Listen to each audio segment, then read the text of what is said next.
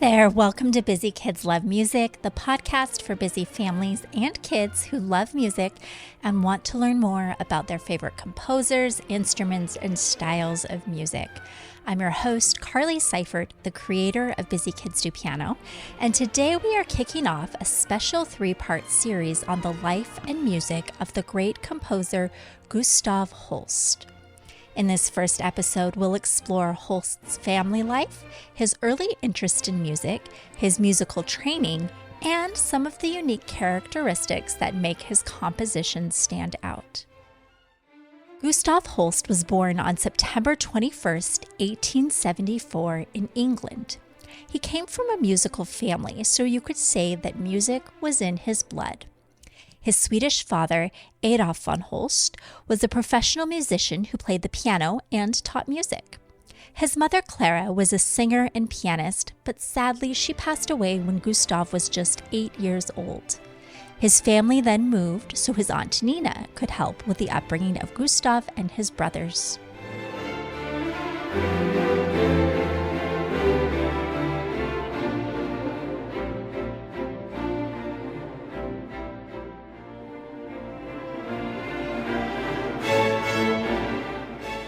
Growing up, Gustav's family encouraged his musical talents. His family gave him his first piano lessons, and he also learned to play the violin and the trombone. However, Holst was often plagued by poor health, including severe asthma and problems with his eyesight, which made it difficult for him to practice for long periods.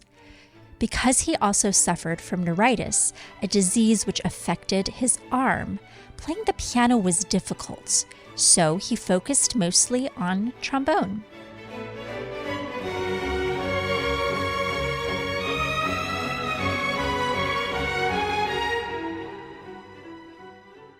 Despite these challenges, Holst's passion for music never waned. At the age of 12, he began composing, and his father proudly supported him by arranging for his early compositions to be performed. Holst knew that he wanted to pursue music seriously, so he applied to the Royal College of Music in London.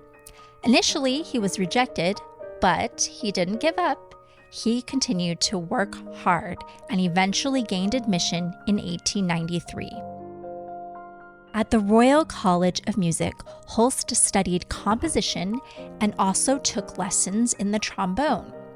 These years were formative for him, not only because of the technical skills he developed, but also because of the lifelong friendships he formed, including with fellow composer Ralph Vaughan Williams. Vaughan Williams and Holst would play their latest compositions for one another while they worked on them, each criticizing and helping the other to make their compositions even better.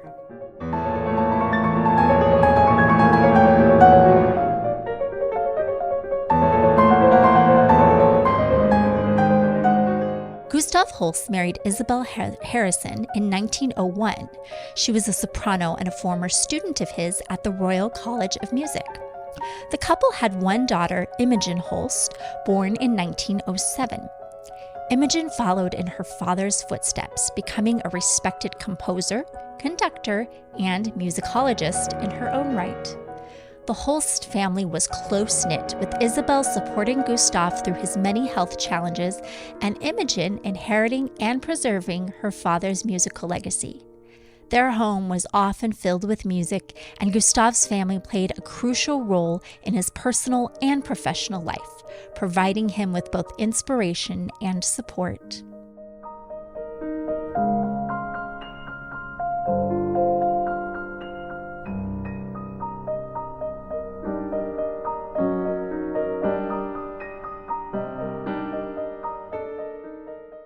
Holst soon became known for his ability to incorporate different influences into his compositions.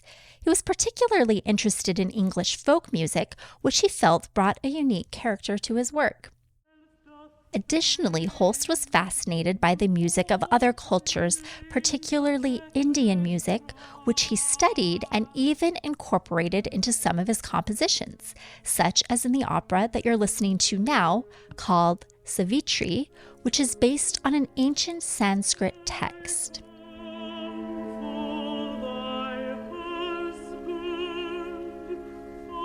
One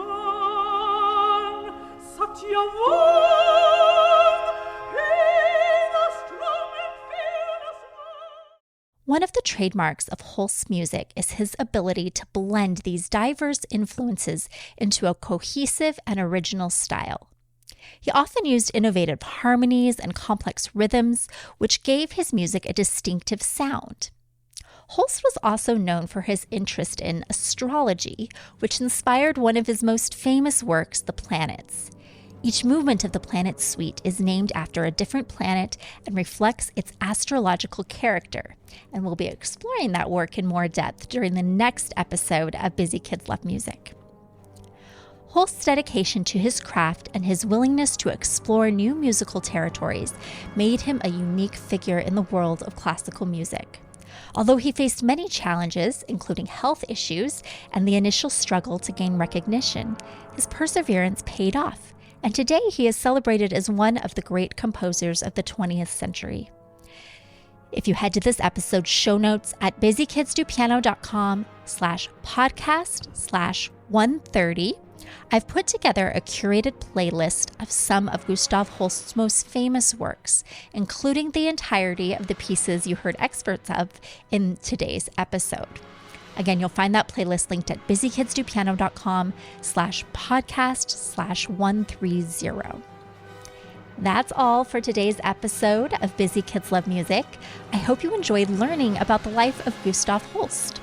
In our next episode, we'll dive deeper into some of his most famous works, including The Planets, so be sure to tune in and discover the magic of Holst's music.